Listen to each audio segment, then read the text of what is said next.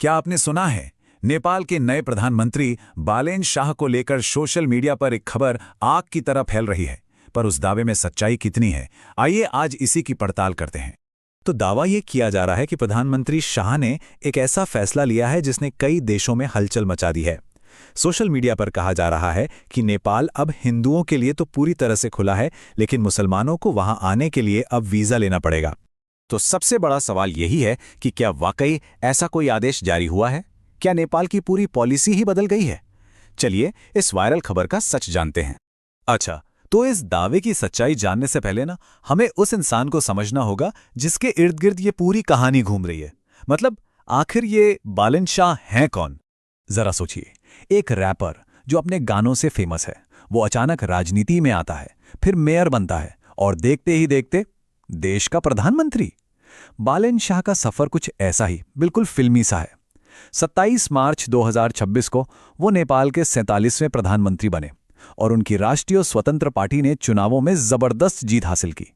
और यहाँ एक बहुत ही इंटरेस्टिंग बात है, बालेन शाह के काम करने के स्टाइल की तुलना अक्सर भारत के प्रधानमंत्री नरेंद्र मोदी से की जाती है। वही सनातन संस्कृति को आगे बढ़ाना, आम लोगों से सीधा कनेक्ट करना, सादा जीवन जीना। और शायद इन्हीं समानताओं की वजह से कुछ लोगों को ये जो भड़काऊ अफवाह है वो सच भी लग गई। ठीक है, तो अब जब हम बालेन शाह को थोड़ा समझ गए हैं, तो चलिए सीधे उस वायरल दावे पर वापस आते हैं, पता करते हैं कि सच है क्या।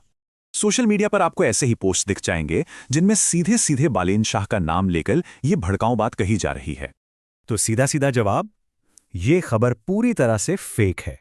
जी हां, 100% फर्जी। इसमें रत्ती भर भी सच्चाई नहीं है। जब इसकी पड़ताल की गई तो सब कुछ साफ हो गया। बालेन शाह या उनकी सरकार ने ऐसी कोई घोषणा की ही नहीं है। ना तो मुसलमानों के लिए वीजा का कोई नया नियम आया है और ना ही हिंदुओं को कोई खास छूट दी गई है। ये दावा पूरी तरह से झूठा और मनगढ़ंत है। मतलब ये सोशल मीडिया पर फैलाई गई एक क्लासिक फेक न्यूज़ है। तो सवाल उठता है कि अगर उन्होंने ये सब नहीं किया तो फिर वो कर क्या रहे हैं? और मजे की बात तो ये है कि वो असल में जो कर रहे हैं वो शायद इस वायरल खबर से भी कहीं ज्यादा बड़ा और चौंकाने वाला है।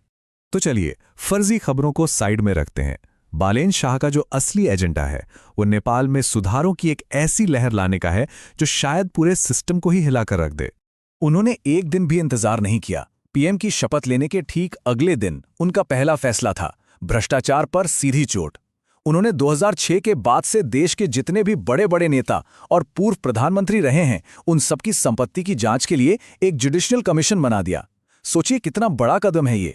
इसके बाद उन्होंने निशाना साधा एजुकेशन सिस्टम पर। उनका मकसद एकदम साफ था, पॉलिटिक्स को क्लासरूम से दूर रखो। इसके लिए उन्होंने स्कूलों कॉलेजों में सभी पॉलिटिकल स्टूडेंट ऑर्गेनाइजेशंस पर बैन लगा दिया। और सिर्फ इतना ही नहीं, एक और बड़ा फैसला लिया कि सभी सरकारी अधिकारियों को अपने बच्चे सरकारी स्कूलों में ही पढ़ाने होंगे। और ये बदलाव सिर्फ राजनीति और शिक्षा तक ही नहीं रुके, हेल्थ सेक्टर में भी उन्होंने एक बहुत ही सिंपल लेकिन पावरफुल नियम लागू किया। देश के हर अस्पताल को अपने 10% बेड गरीबों के मुफ्त इलाज के लिए रिजर्व रखने ही होंगे। लेकिन देखिए, ये सारे फैसले तो कहानी का एक हिस्सा हैं। असली चीज जिसने सबको हैरान किया हुआ है वो है बालेन शाह का काम करने का अपना ही एक अलग अंदाज। आप बड़े बड़े काफिलों और वीआईपी कल्चर को भूल जाइए। बालेन शाह आपको सड़कों पर आम लोगों के साथ चलते हुए, उनके साथ सेल्फी लेते हुए दिख जाएंगे।